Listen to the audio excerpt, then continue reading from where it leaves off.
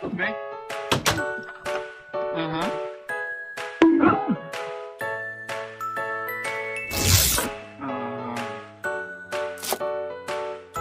Tudo bem.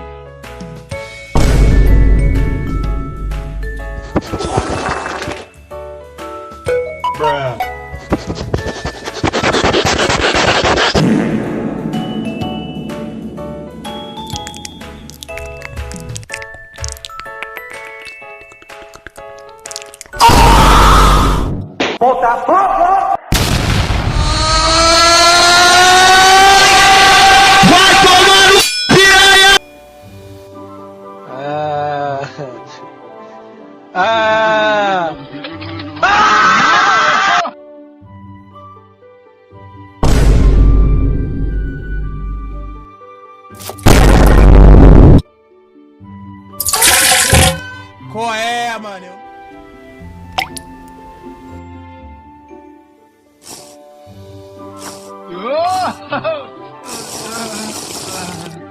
A sua saúde.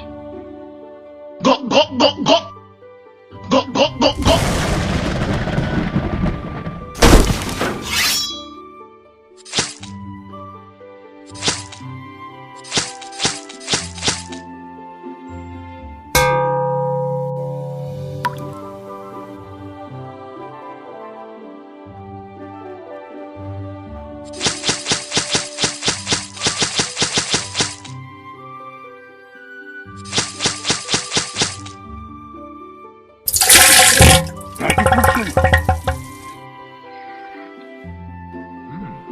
Meus parabéns. Você conseguiu repetir o seu sucesso acidental.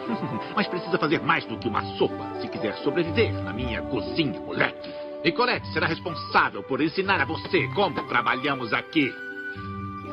Escuta, eu só quero que você saiba que é uma honra aprender com uma professora como...